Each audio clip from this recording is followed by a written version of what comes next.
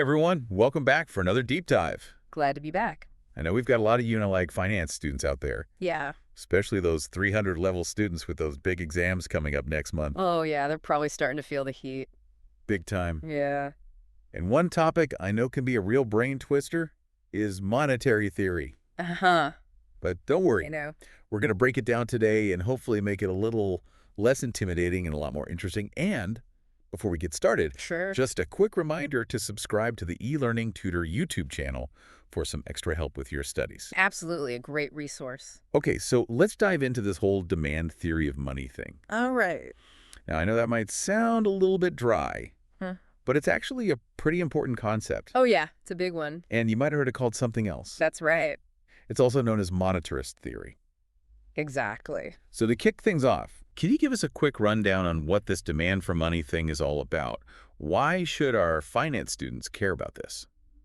Well, you see, at its core, the monetarist theory basically says that how much money is circulating in an economy. We call that the money supply, you know? Right. It has a huge impact on things like inflation, Okay. economic growth, all that jazz. I see. Think of it this way. Yeah. Imagine everyone in Lagos suddenly has a ton more money, you know? All right. What are they going to want to do? Spend it. Exactly. But here's the thing. Okay. If there aren't enough goods and services to go around to meet that demand, well, Oh, prices are going to start going up. that's inflation, right? Bingo. That's inflation in a nutshell. Okay, so too much money chasing too few goods. You got it. Makes sense. Yep. But how does this actually play out in Nigeria? I mean, we've seen those periods of high inflation. Right. Can we really just blame it all on the money supply? Well, it's tempting to just point the finger at the money supply, but economics, it's rarely that simple. You know what I mean? Right. Monetarists, they do argue that controlling that money supply, that's key Yeah. to managing inflation. Yeah. But we got to remember there's other factors in the mix. Like what? Think about government policies, global economic trends, heck, even things like oil prices.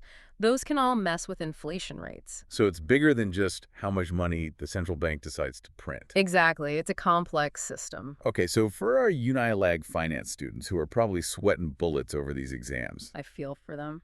if they get a question about monetarism in Nigeria, what are the key things they need to know to really nail that answer? All right, first things first. Okay. Understand that connection between the money supply and inflation. Okay. If the central bank goes crazy and increases the money supply too fast, Oh. especially if the economy isn't keeping up, growing at the same pace, Yeah. you're going to have inflation. Gotcha. Second big thing. Yeah. Remember, it's not just about the money supply.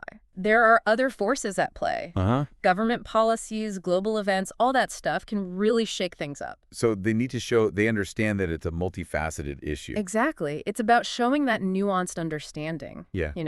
That's what's going to impress those professors, Right. not just spitting back textbook definitions. Now, speaking of those tricky concepts, Oh, there's always a few. there's always one that seems to trip everyone up Uh-huh. when it comes to monetarism. Yeah. I think it's got to be the velocity of money. Oh, yeah, that one. Can you break that down for us? Yeah. Make it make sense. So the velocity of money, it's basically how fast money changes hands in an economy. Okay. Imagine this. You get paid, right? Yeah. You take that money, go buy groceries. Uh-huh. That grocer then uses that same money to pay their suppliers, you see, I do. and so on and so forth. Okay. The quicker that money is zipping around, Yeah. the more economic activity it's creating. Gotcha. Now, monetarists, they believe that this velocity, it's generally pretty stable, Mm-hmm. Okay. which means if you tweak the money supply, Yeah. it should have a predictable effect on things like, you guessed it, inflation. But hold on a second. Yeah. Is it really safe to assume that the velocity of money is always going to be stable? That's a great question. What about when things are a bit shaky? Uh-huh. Like during an economic downturn? Right. Don't people tend to hold on to their cash then? They sure do. Wouldn't that throw off the whole velocity thing? You've hit the nail on the head. That's a major criticism of the theory. Uh-huh. Monetarists might say it's stable, Yeah. but critics argue it can fluctuate, Okay. and it can fluctuate a lot, I see. especially when people are nervous about the economy. Makes sense. They hoard cash, slows everything down, Right. makes it tougher for policymakers to steer the ship, so to speak, using just monetary policy. So basically, it's not as simple as monetarists might make it seem. Exactly. It's more complicated than that. So UNILAG students, pay attention. Mm. If you get an exam question about the limitations of monetarism, Uh-huh. you can totally bring up this debate about whether the velocity of money is actually stable or not. Absolutely. Shows you're thinking critically. It shows you're not just regurgitating the textbook. Right. You're engaging with the material. Exactly. You're thinking for yourself. Awesome. That's what gets you those A's. Okay, so we've covered the basics of monetarist theory. We have. We've talked about how it applies to Nigeria. We did. We even got into some of the criticisms. Yep, covered all the bases. Before we wrap things up, Sure. any final words of wisdom for our students who are about to face those exams? I think it's important to remember that monetarism, it's a useful tool. Okay. It helps us understand how money affects the economy, Uh-huh. but it's not the only tool in the toolbox, Right. It's not the be-all and end-all. I see. As you're studying, think about how other things fit into the picture. Like what?